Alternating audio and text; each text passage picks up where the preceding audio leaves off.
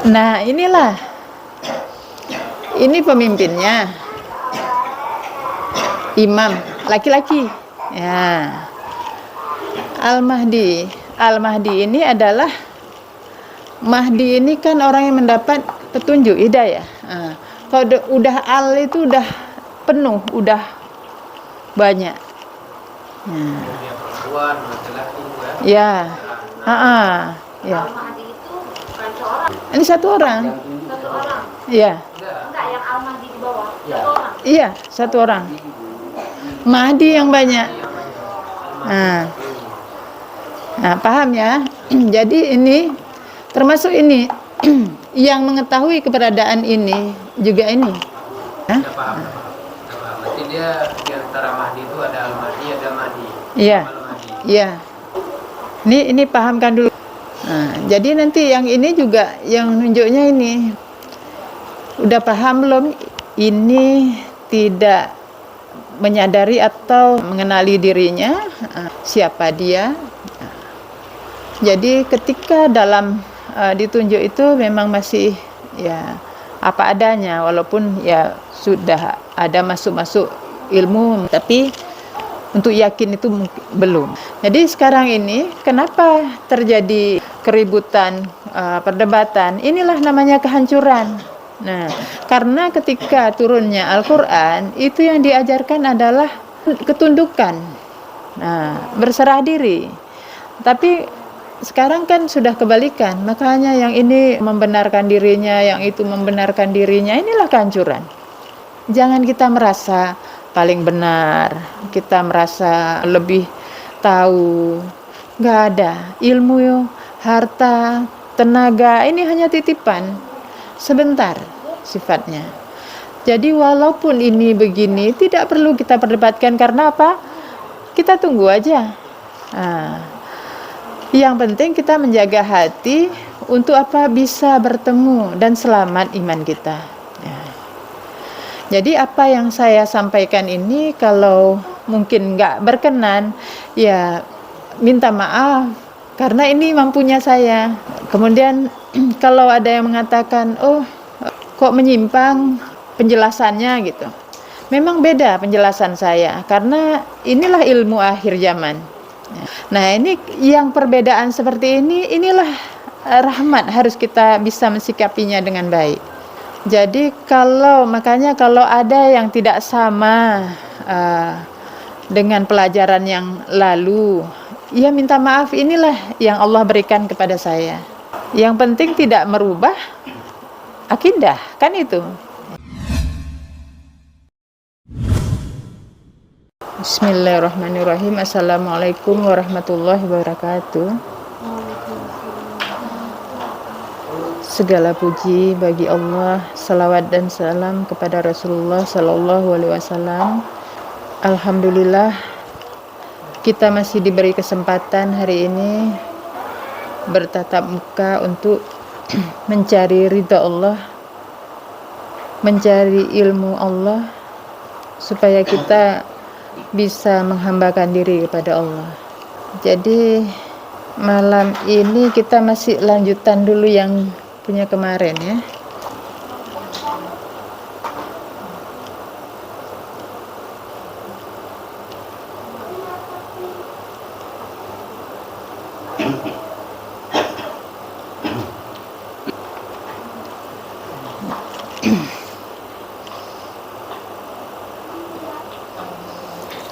Jadi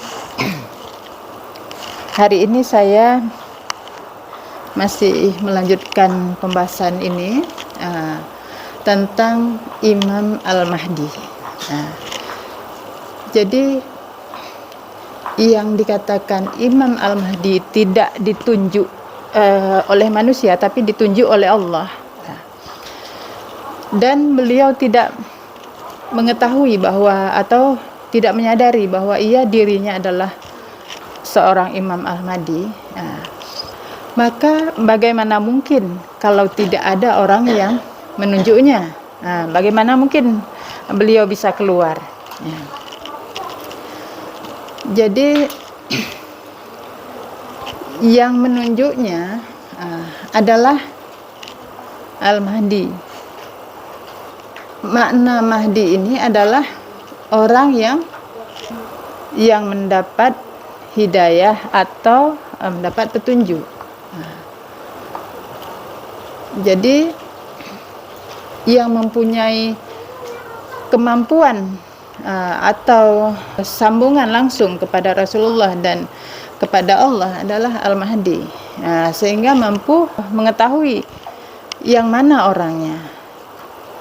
Seperti itu.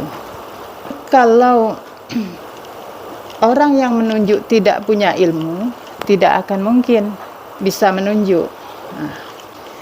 Inti yang kita harus, ini kan kemarin banyak kesalahpahaman dalam ini.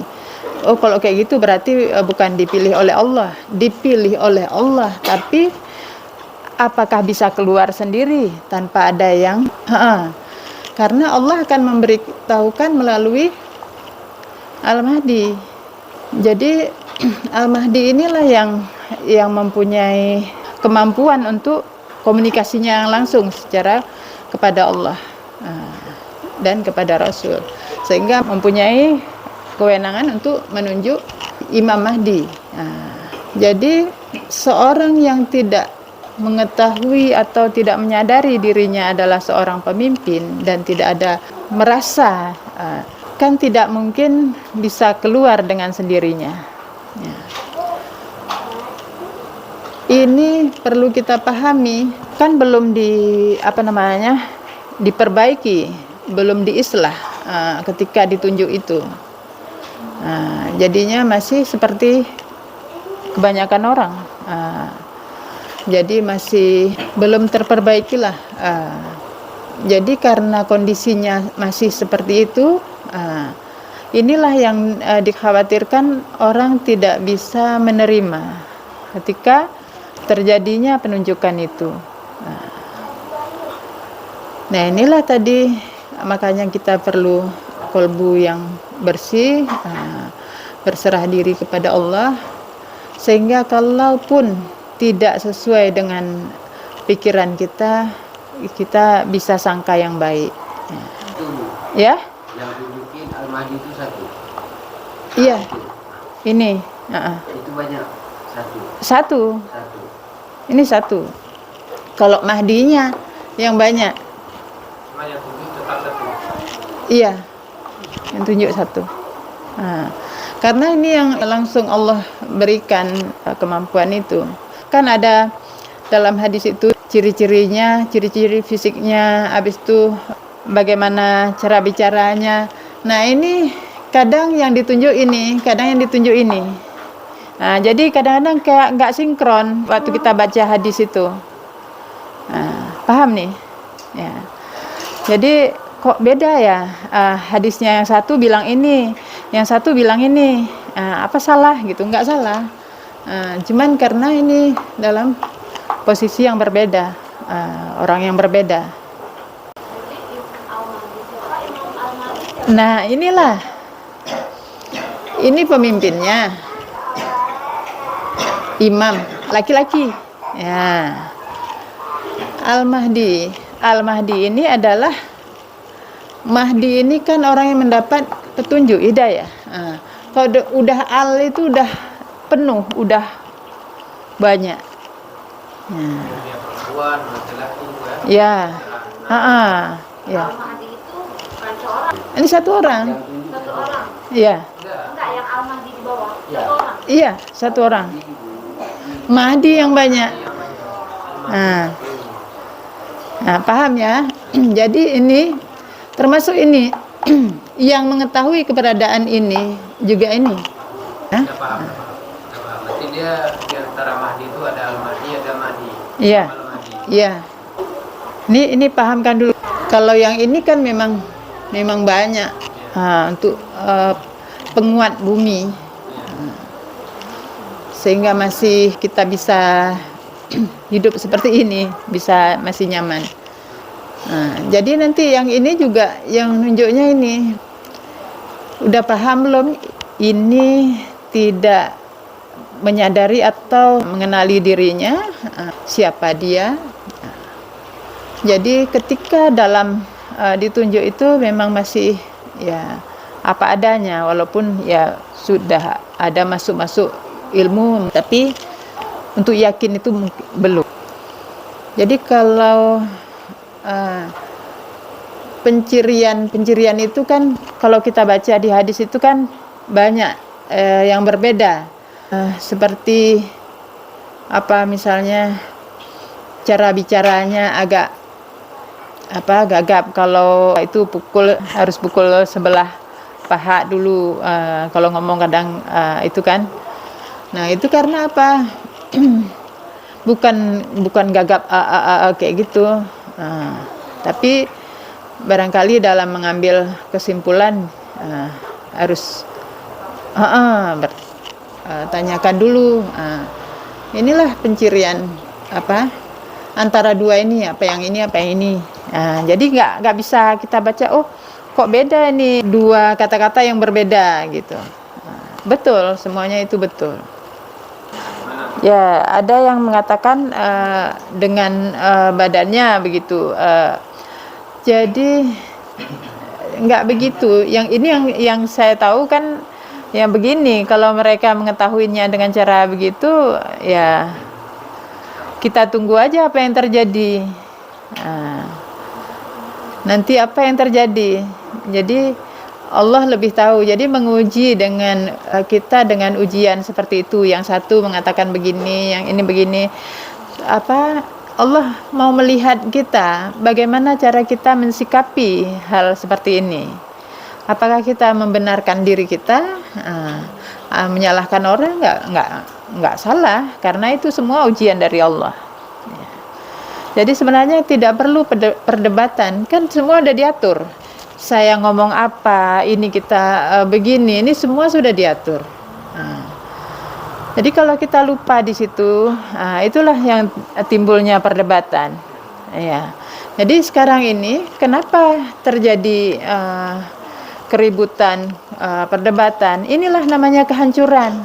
Nah, karena ketika turunnya Al-Quran, itu yang diajarkan adalah ketundukan, berserah diri.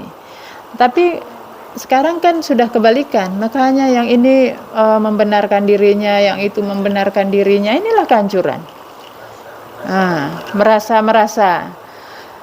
Makanya ada waktu di surat itu yang tentang Tolud, Nabi mengatakan bahwa kita diuji dengan sungai. Barang siapa meminum dari air itu bukan golonganku. Barang siapa yang tidak meminum atau hanya menciduk dengan tangannya, itu masih golonganku. Artinya yang merasakan, barang siapa yang merasakan hanya seciduk dengan tangannya, kalau air itu diambil dengan tangan kan sedikit. Itu masih termasuk golongan Nabi. Jadi artinya rasa itu kita harus pahami. Jangan kita merasa paling benar, kita merasa yang lebih tahu. Nggak ada. Ilmu, harta, tenaga, ini hanya titipan sebentar sifatnya. Jadi walaupun ini begini, tidak perlu kita perdebatkan. Karena apa? Kita tunggu aja.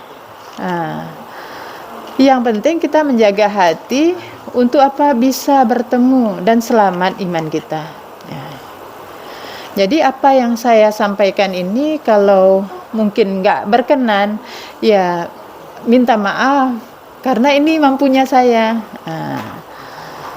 Kemudian kalau ada yang mengatakan, oh kok menyimpang penjelasannya gitu. Memang beda penjelasan saya karena inilah ilmu akhir zaman. Jadi contohnya begini, ada teman saya kalau datang ke Umi, dia panggil Umi saya. Beda dengan datang ke tempat lain katanya. Kalau di tempat lain saya menjadi lemah, Umi. Karena apa? Selalu yang dikatakan sayang kamu, sayang kamu. Jadi seolah-olah saya itu jadinya lebih merasa ini. Tapi dengan kata-kata Umi, kamu harus perbaiki. yang ini, kesalahan ini, saya jadi kuat. Nah, makanya beda. Nah, ini yang perbedaan seperti ini, inilah rahmat, harus kita bisa mensikapinya dengan baik. Jadi makanya kalau ada yang tidak sama dengan pelajaran yang lalu, ya minta maaf, inilah yang Allah berikan kepada saya. Yang penting tidak merubah akidah, kan itu. Baik, yang tentang ini masih ingin diketahui? Mungkin yang saya tahu, ya dekat, ya sudah dekat, ya. Karena kita memang sudah berada di zona yang kita rasakan kan, kerusakan di mana-mana. Contoh gempa-gempa bumi itu bencana alam di mana-mana itu kan pertanda. Pertanda apa? Pertanda kondisi dunia yang sudah sangat lemah.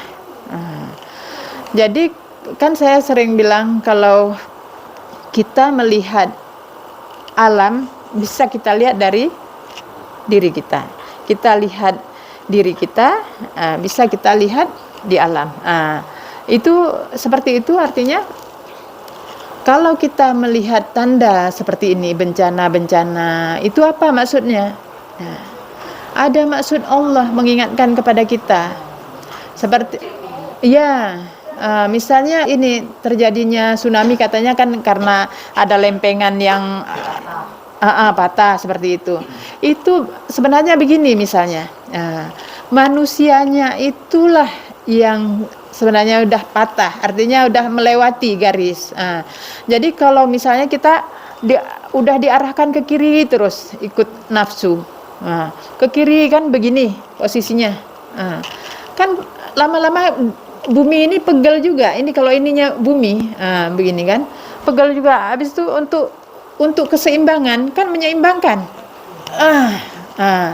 ya kan, gempa kan di dalamnya, itulah, tergoncang, begitulah, bumi ini begitu. Makanya kalau dikatakan akan terjadi begini, bisa jadi. Makanya untuk kita bisa mewaspadai dengan tanda-tanda yang sudah diberikan itu, kita bisa berdoa, bisa berusaha supaya apa? Walaupun terjadi tidak berat,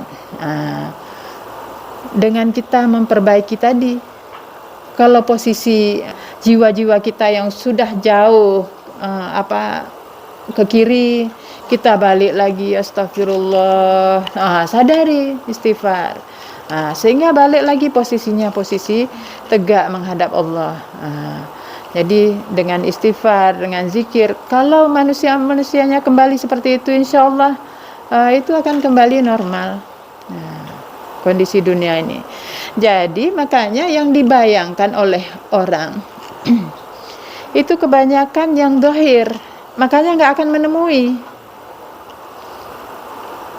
Jadi aman, tentram, damai, kita melihatnya kayak yang seperti mana sebenarnya? Yang dikatakan makmur itu seperti misalnya orang yang memakmurkan masjid, itu siapa? Adalah orang-orang yang beriman. Jadi kalau orang yang memakmurkan dunia ini, orang-orang yang beriman juga. Makmur itu gimana? Yang dia sadar, dia bekerja, dia olah bumi, tapi dia ingat siapa penciptanya, bersyukur kepadanya. Itulah orang-orang yang memakmurkan. Tapi kalau kita melihat secara ini kan yang dikatakan makmur, yang punya bangunan-bangunan besar, punya teknologi tinggi, ini kan jauh. Ya, paham nih ya. Tapi mungkin agak simpang siur ini ya, antara Al-Mahdi dengan kejadian. Tapi memang sebenarnya satu ini. Karena di zaman Al-Mahdi ini memang zaman di akhir, makanya lah ini dikirimnya utusan ini, 3 utusan ini, karena kondisi dunia yang memang yang sudah tua, dan umat ini yang sudah begitu melampaui batas. Jadi hari Sabat.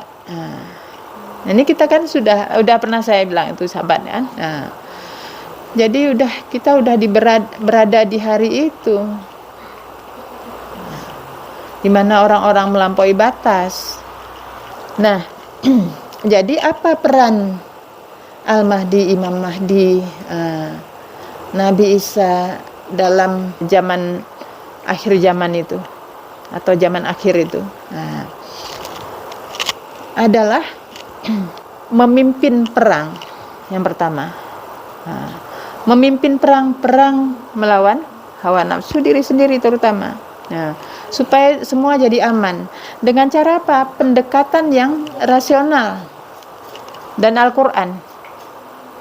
Jadi dengan Al-Quran yang dipahamkan, walaupun mereka orang bukan Muslim, mereka dari golongan lain, kalau mereka berpikir akan mengiyakan kebenaran Al-Quran itu,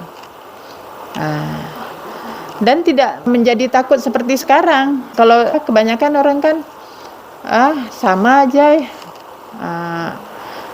mereka menganggap sama. Tapi kalau mereka sudah tahu yang sebenarnya intinya, insya Allah tetap akhirnya mengagungkan Allah. Allahu Akbar. Jadi ini sama satu kata tujuannya. Satu kata dalam arti apa? Supaya manusia di zaman akhir itu semuanya menyatakan Allahu Akbar. Ya Allah, Engkau yang maha besar, Engkau yang maha berkehendak. Semua terjadi atas kehendakmu. Intinya itu. Ini paham ya? Jadi Allah pun mengatakan, janganlah kalian berputus asa wahai orang-orang yang melampaui batas. Kita ini memang termasuk orang melampaui batas di akhir zaman ini. Jadi makna panji hitam ini yang saya pahami. Kalau yang lain memahaminya lain, itu ya masing-masing ya. Jadi panji bekas hitam itu kejahatan. Masih bekas-bekas kejahatan itu masih nampak. Jadi panji-panji hitam itu kalau dikatakan bendera itu tanda. Bendera itu tanda. Jadi tanda-tanda bekas kejahatan-kejahatan itu masih nampak. Makanya kalau kita melihat seseorang, misalnya dia pelaku narapidana lah atau apa, jangan kita bayangkan dia masih dengan kejahatannya kalau dia sudah bertobat, karena Allah Maha penerima tobat. Jadi makanya yang banyak menjadi golongan ini panji-panji hitam. Karena apa? Memang dia sadar, yang memang Allah beri petunjuk, dia akan sadar, akan istighfar. Jadi nggak akan merasa lebih benar, nggak merasa itu. Makanya Allah jadikan sebab dengan dia melakukan kesalahan lebih dulu. Jadi orang yang melakukan kesalahan, kemudian dia kembali bertobat, itu usaha yang dia lakukan itu nggak mudah. Itulah namanya jihad. Seseorang yang sudah terjatuh untuk naik lagi, itu usahanya lebih kan daripada orang yang memang sudah di atas. Makanya dalam hal ini, di akhir zaman ini, kita nggak bisa melihat satu sama lain. Nah, nggak bisa, oh dia apa? Belum tentu. Karena Allah melihat dari hati. Bukan dari zahir ini. Yang zahir ini, yang kita kerjakan itu untuk kita. Misalnya kita sholat, nah, kita puasa, itu untuk diri kita sendiri. Allah kan nggak butuh sebenarnya. Nggak butuh apapun. Kita yang butuh, kita yang fakir. Jadi di zaman ini memang intinya kita itu jadi setelah bertasbih, tahmid, tahlil, takbir, ini yang terjadi. Allahu Akbar. Di sini kita benar-benar harus bisa menyatakan dengan rasa benar. Allah yang maha besar. Benar, Allah yang berkehendak. Benar, semua terjadi atas kehendak Allah. Itu dirasa terbukti. Dan ini orang yang di akhir zaman itulah yang selamat itu. Orang yang bisa menyatakan itu, bukan dengan mulut aja, tapi hatinya menyatakan, membuktikan, merasakan benar Allah yang maha besar. Jadi kalau ini kita untuk kita melaluinya, subhanallah walhamdulillah wala ilaha illallah, baru ini yang terjadi. Allahu Akbar. Jadi orang yang tidak mampu menyatakan Allahu Akbar, nggak mampu menyatakan itu, berarti dia masih dalam kesombongan. Gimana sombong?